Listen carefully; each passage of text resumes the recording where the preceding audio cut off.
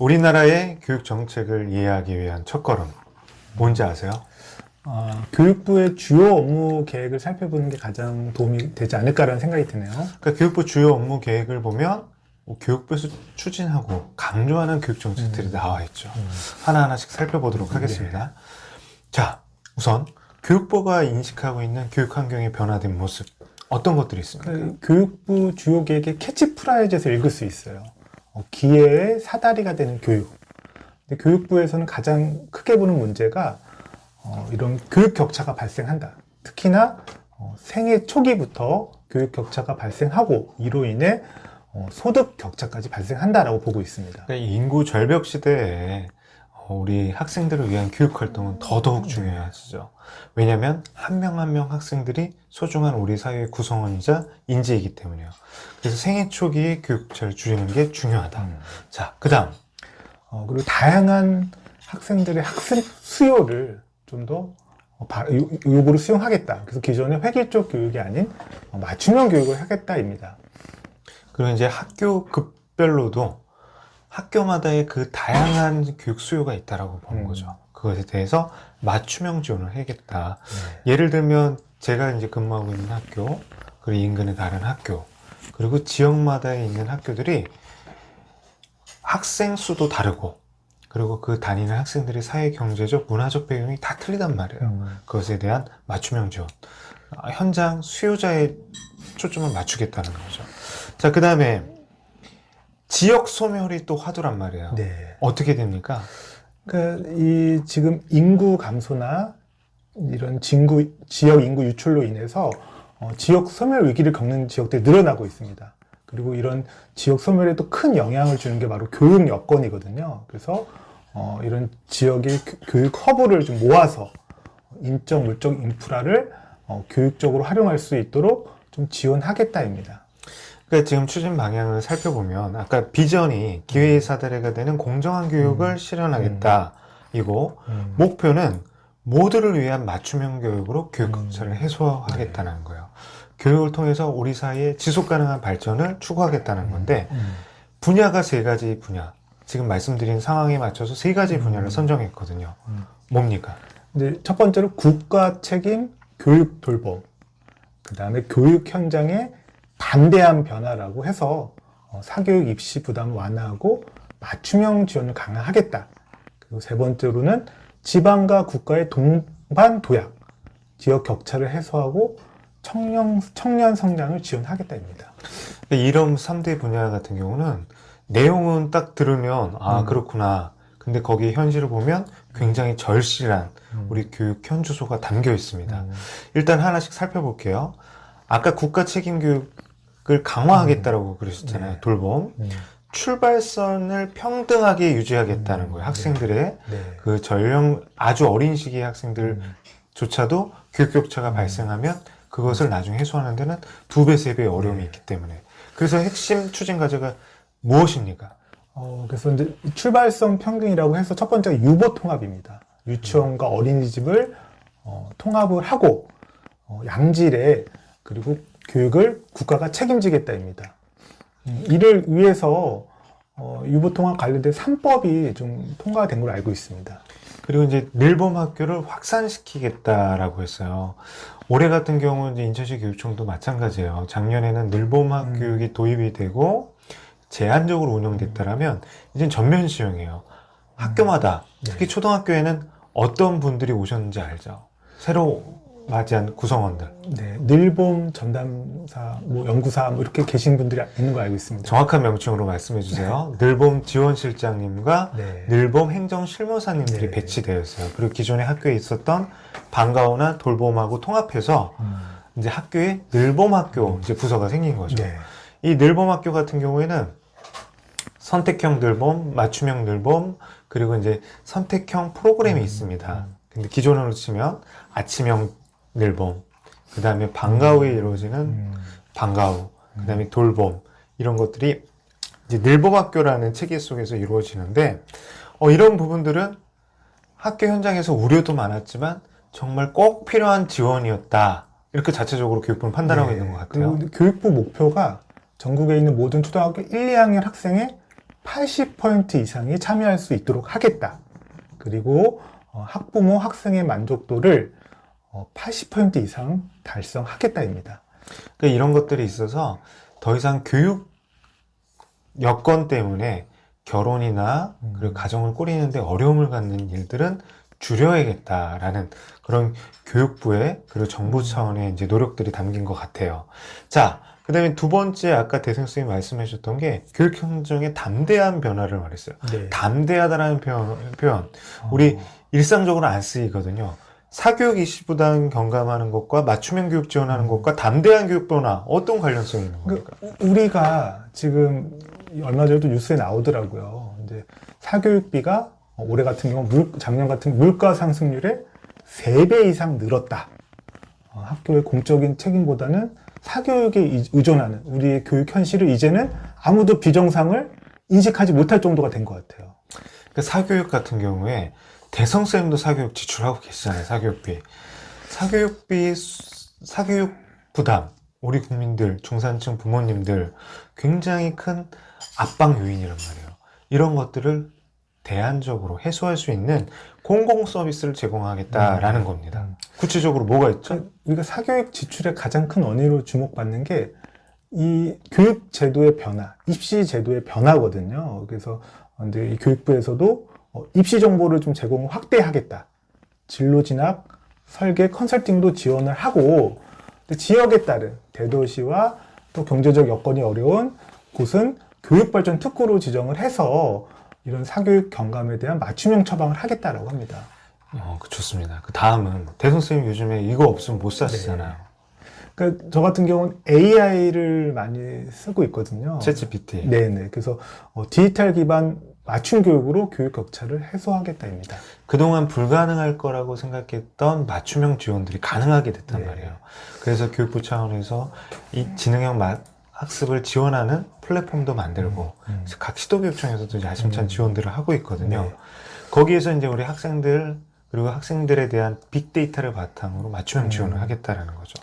이런 부분들 구체적으로 어떤 것들이 있습니까? 가장 핵심이 AIDT, AI 디지털 교과서를 활용해서 개별 맞춤형 교육을 실현을 하고 이런 진단을 강화해서 기초학력도 향상시키고 그 다음에 책임교육 학년이 있습니다. 초등학교 3학년, 중학교 1학년은 학업 성취도 자율평가와 AIDT 학습 분석을 연계해서 교과 보충, 튜터링을 연계해서 지도를 하겠다입니다. 지금 이제 컴퓨터 기반형 평가들이 이제 좀 도입되고 있단 말이에요.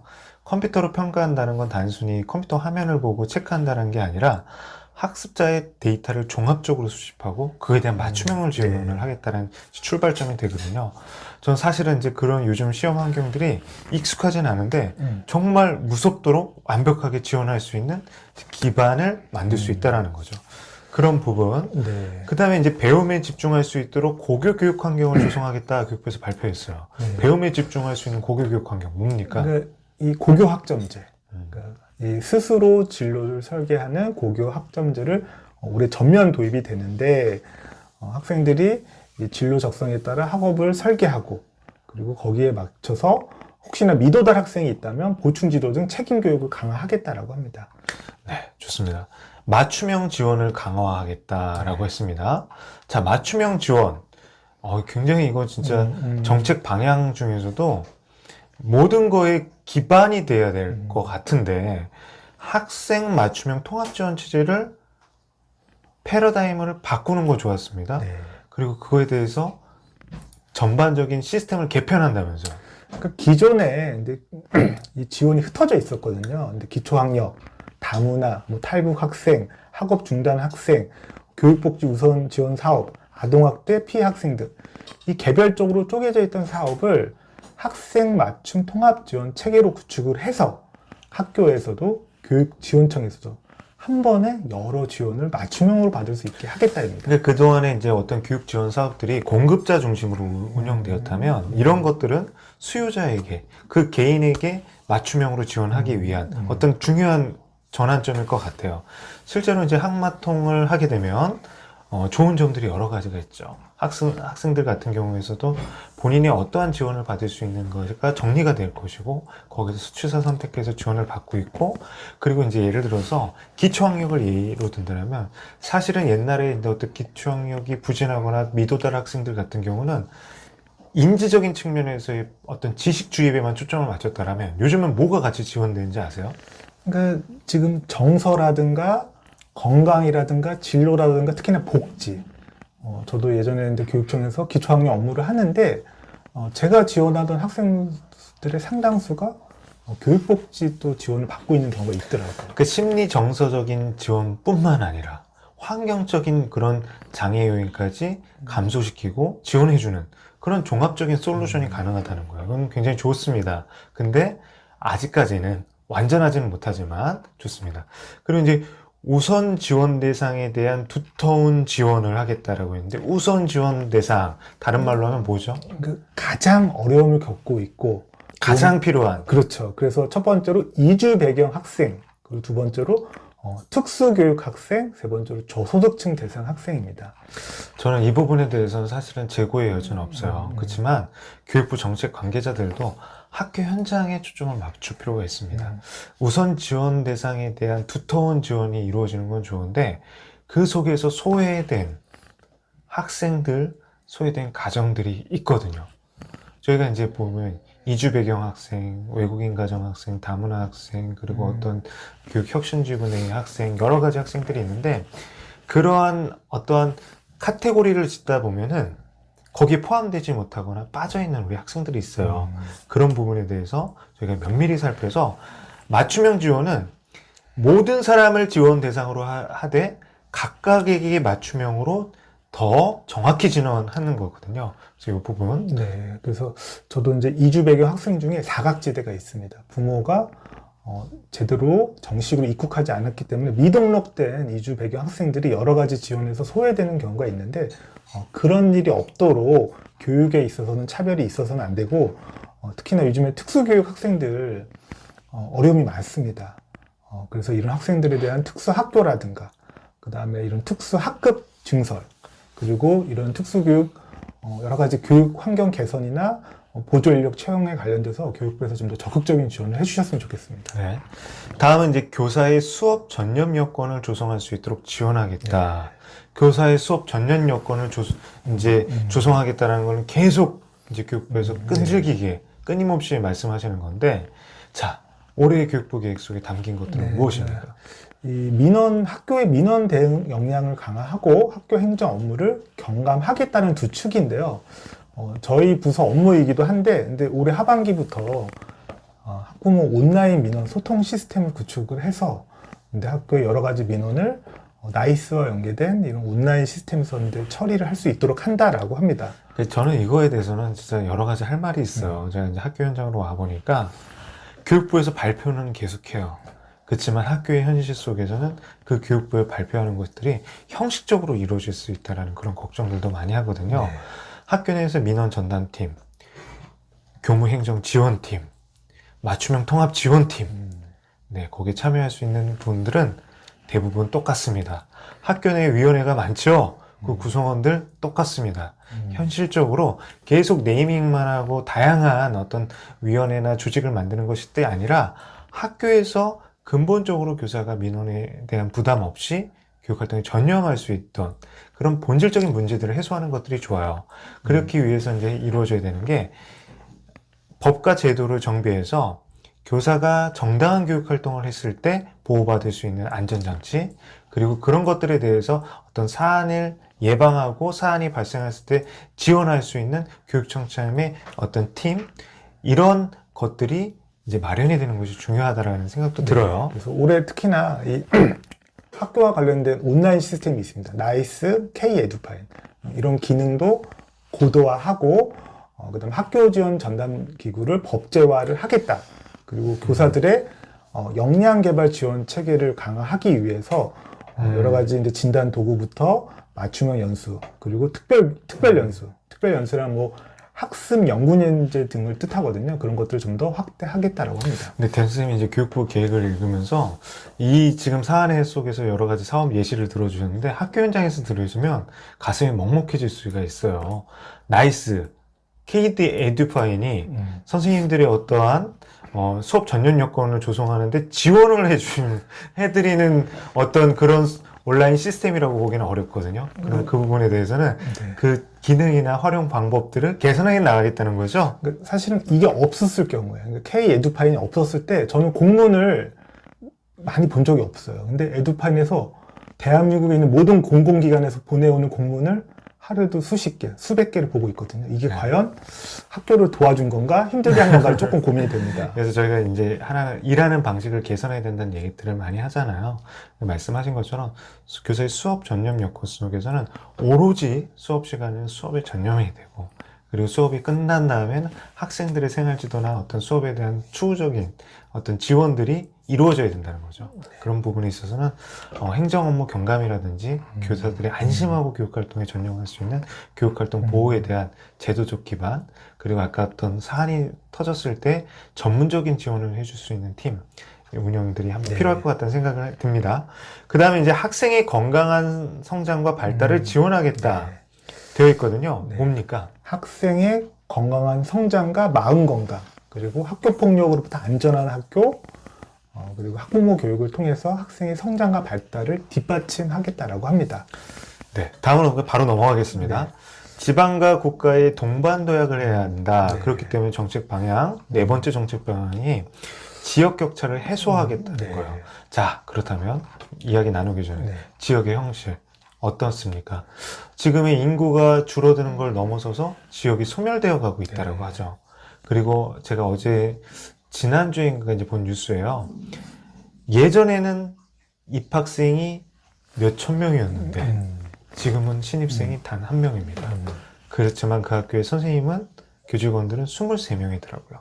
자, 이런 상황입니다. 너무 절실한 문제예요. 자, 지역격차 해소를 위해서 어떻게 하겠다는 겁니까? 그러니까 이 말씀하신 지역 소멸 위기 학교에 이제 지역의 교육발전 특구를 지정을 해서 이제 지역 특화 특례를 좀 가능하도록 하겠다. 그래서 이런 집중 지원하겠다는 그렇죠. 거죠. 그래서 뭐 대학과 뭐 여러 가지 기업 그리고 지자체와 연계해서 좀 집중 지원을 하겠다라고 하고, 그러니까 지역의 교육적인 그런 사업들을 브랜드화해서 특별하게 만들겠다라는 그런 노력인 것 그래서 같아요. 말씀하신 명품 학교를 육성하겠다.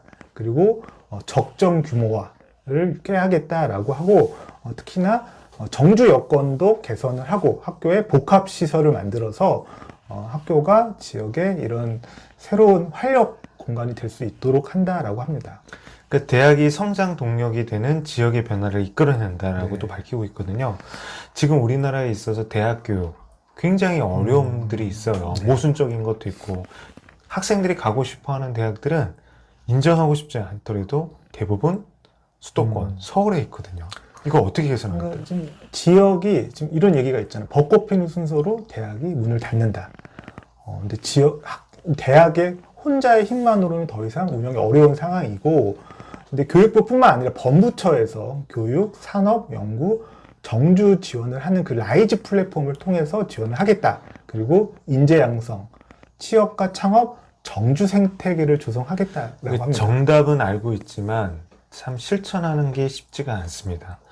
제가 지방의 한 공립대에 있는 이제 뭐 교수님하고 잠깐 얘기를 했었는데, 지방 공립대들은 어떤 학생 수 감소, 그리고 입학을 했더라도 자퇴하는 학생들이 굉장히 많아요.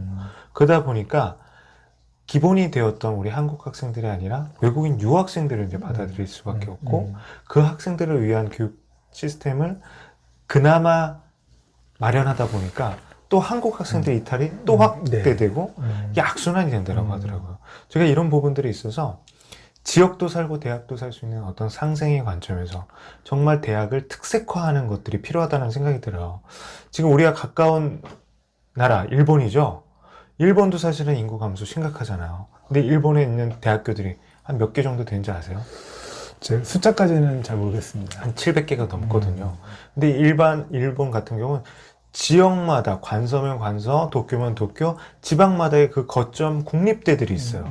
그 국립대들은 학생 누구나 가고 싶어 하는 대학교고, 그 대학을 나왔을 때는 그 지역에 있는 직장에서 직장을 얻어서 그 지역에 정주를 하게 되거든요. 이런 것들 저희가 적극적으로 벤치마킹 할 필요가 있다는 생각이 그래서 들어요. 교육부에서도 글로컬 대학을 육성을 하겠다. 그리고 특성화 시키겠다. 그리고 이런 지역 인재 전형을 이제 공공기관 채용에 확대하겠다라고 하고 있습니다. 그러니까 저희가 이제 살고 있는 인천이에요. 그러니까 인천에도 이제 지역 거점 국립대가 있고 법인이지만 또 이제 지역에 명문대가 있죠. 근데 인천에 있는 학생들은 사실은 그 대학들을 가기가 힘들어요. 왜 힘든지 아세요? 그러니까 인천이 수도권이잖아요. 그래서 이제 거꾸로 인천에 있는 학생은 공부를 잘하지 못하면 이 수도권으로 몰리는 그 여러 경쟁 때문에 지방으로 가야 되는 그런 상황이 많이 발생하고 있습니다. 상대적으로 학생들의 어떤 대학 가는 전형들이 수시나 정시로 있지만 오히려 그 고장에서 나고 자라고 공부한 학생들이 더 불이익을 받는 것처럼 보이는 일들이 있어요. 왜냐하면 내신 그리고 이제 어떤 정시 이런 것들이 있을 때 이제 수시 같은 경우는 내신의 반영률이 높은 이제 그런 전형들이 있잖아요. 그런 전형들이 있어서 상대적인 불이익을 받을 수 있다라는 거죠. 그런 부분들이 있다라는 거예요. 그래서 그 지역의 인재들이 지역의 대학을 나오고 지역의 좋은 일자리에서 가정을 꾸려서 살아가는 그런 정주, 굉장히 의미가 있는데 그 부분에 대해서는 좀 관심을 가질 필요가 있다는 생각이 듭니다. 자, 그 다음에 이제 평생 학습으로 미래 대응 역량을 제고하겠다. 평생 학습 시대죠. 그러니까 평생 학습의 접근성을 제고를 하겠다. 그래서 평생교육 이용권이라고 해서 디지털 노인 분야를 신설을 하고 특히나 저소득층 장애인들에 대한 평생학습을 지원을 강화하겠다라고 합니다. 그리고 고용노동부의 국민 내일 배움 카드와 교육부의 대학생 1인 평생학습 1계좌를 연계해서 대학생이 사회 진출 후에도 그리고 사회 진출 전에도 이런 미래 직업 능력 개발을 좀 지원받을 수 있도록 하겠다라고 합니다. 그러니까 평생 학습 시대인 건 맞아요. 이제 주변에도 많은 어른들이 은퇴 이후에도 배움을 이어가는 모습들이 있고 그 배움을 통해서 삶의 활력이나 어떤 제2의 취업, 제3의 취업들을 하고 계시거든요. 근데 이런 평생 학습 시대에 참 어려운 여건들이 있어요. 학교는 빈 교실이 늘어가고 그리고 평생 학습 수요는 많은데 그 평생 학습을 운영할 수 있는 공간적인 인프라는 부족하단 말이에요. 저는 이 말을 하면 굉장히 저희 교직사에서 논란의 목소리 혼날 수도 있지만 이제 그런 것들이 있을 때 정말 학교라는 범위를 초중고에 국한할 것이냐 요건 한번 생각해 볼 문제라고 생각합니다. 고등학교인데 학력 인정 학교들이 있거든요. 우리 인천에도 있고 그 다음에 대학의 이런 구조 조정에 있어서도 평생 학습 기관으로서의 그 역할을 좀 더 강화하자. 그래서 교육부 계획에서도 근데 전문 대학을 직업교육 거점기관으로 육성을 해서 지역 주민이 그 평생 내가 원하는 시기에 직업교육과 직업훈련을 받을 수 있도록 이렇게 좀 꾀하고자 하고 있습니다. 그러니까 평생 교육기관들이 굉장히 많아요. 근데 그 속에서 이루어지는 커리큘럼들이 사실은 교육 현장에서 이제 수요자들에게 꼭 필요한 강좌들이 개설된 것들이 아니라 여러 가지 강좌가 이제 중복적으로 기관과 상관없이 중복적으로 개설이 되거든요. 그러다 보니까 이제 어떠한 교육 수요에 비해서 따라가지 못하는 그런 아쉬운 점들도 있어요. 그런 부분들을 조금 더 체계화하는 노력, 그리고 이제 학습자의 선택권을 존중하는 그런 이제 개설들이 필요할 것 같다는 생각이 들어요. 그리고 이제 아까도 말씀드렸지만 지역사회에 우리가 문 닫는 학교들이 많이 있거든요. 그 학교들을 어떻게 활용할 것이냐 그런 것들도 한번 고민해 볼 필요가 있다고 생각됩니다. 자, 그 다음에 이제 청년 성장을 지원하겠다. 이게 뭐죠? 그 고교 직업교육을 혁신하겠다. 그리고 학자금 및 주거 지원을 고등교육 기회까지 확대하겠다. 일자리 연계로 취업의 준비 부담을 경감시키고 청년의 취업 역량을 강화해서 취업을 지원하겠다입니다. 이러한 교육부 정책 방향 속에 기반이 되는 어떤 시스템을 구축하고자 하는 노력들도 있어요. 데이터 수집 분석 시스템을 구축하고 글로벌 교육 거버넌스를 선도하겠다라고 했어요. 굉장히 야심찬 그런 네. 생각들인 것 같은데 저는 이런 부분들에 있어서 정말 결국은 단계적으로 접근을 해야 돼요. 그렇지만 그 방향성의 지시는 일관돼야 된다고 생각을 하거든요. 지금 교육환경 변화가 굉장히 급속하게 이루어지고 있습니다. 근데 그 속에서 우리 교육이 따라가는 속도는 그렇게 빠른 편은 아니에요. 왜냐면 어쩔 수가 없어요. 교육은 제도이자 시스템이자 어떤 교육과정이잖아요. 근데 교육과정이 그렇게 바로바로 바뀔 수는 없겠죠. 그러면 그 교육과정 속에서 정말 진정으로 중요한 것이 무엇이냐. 우리가 방향성을 제시한다면 그 내용 구성은 현장의 교육 가족들이 다 같이 만들어갈 수 있는 거거든요. 그래서 오늘 교육부 주요 계획을 살펴보면서 유보통합, 어린이집부터 시작을 해서 뭐 초, 중, 고, 대학, 평생교육, 그 청년 일자리까지 사회 모든 전반을 아우른다는 생각이 들었어요. 그래서 아마 교육부 장관이 교육부총리를 맡고 있는 것도 아마 그런 이유이지 않을까 싶습니다. 그런데 이제 저는 그거요. 정말 중요한 우리 사회적 문제 있잖아요. 지금 인구가 감소하고 있습니다. 학령기의 아동들이 줄고 있습니다. 그리고 학생들의 문화 배경들이 다양해지고 있어요. 개별 맞춤형 교육을 해야 한다는 거죠. 그러면 결국에는 교육 수요자 한 명 한 명이 정말 진정으로 원하는 것이 무엇인가, 거기에 초점을 맞춘 정책 설계와 운영이 필요하다는 생각이 듭니다. 미국에서 교육부 폐지론이 나와서 실제 트럼프 정책에서 많이 반영되고 있는 걸로 알고 있고, 우리나라에서도 과거부터 교육부 무용론이 있었거든요. 근데 교육부의 이런 거창하고 뭐 진짜 우리 사회 전반을 아우르는 계획도 물론 중요하지만 단순히 근데 관리 차원이 아니라 자율성도 주고 진짜 그런 시스템, 어떤 그런 제도적인 지원을 잘 해야겠다. 특히 현장과 긴밀한 소통과 현장의 의견이 반영된 그런 정책 수립이 좀 필요하겠다는 생각이 맞는 듭니다. 말씀이에요. 근데 그런 추상적인 얘기하지 말고 본인이 이제 교육부에 계시다고 생각한다면 좀 학교 현장에 필요로 하는 체감할 수 있는 실질적인 지원이 뭘까요? 그래서 우선은 첫 번째로는 이제 교육 과정이 있고, 그다음에 교육부 예산이거든요. 예산에 시도 분배를 또 맡고 있고, 또 교사 정원 관리를 하고 있는데 시도마다 상황이 다르지만 이 교육부의 통제나 이런 관리가 너무나 시도의 그 상황을 좀 다 반영하지 못하는 게 아니냐. 맞아요. 시도교육청도 마찬가지예요. 그러니까 저희가 근무하고 있는 인천광역시 교육청 같은 경우에도 도농이 결합되어 있어요. 소규모 학교와 대규모 학교가 같이 있어요. 그러다 보니까 어떠한 교육 정책을 입안했을 때 맞춤형 지원이 가도록 설계하지 않으면 사실은 모두 다 만족하지 못하는 교육 정책이 될 수가 있거든요. 그런 정책들이 여러 가지가 있지만 가장 이해하기 쉬운 걸 들면 어떤 학급 편성이나 교원을 배정하는 그런 인사적인 시스템도 지금 그런 문제들이 있거든요.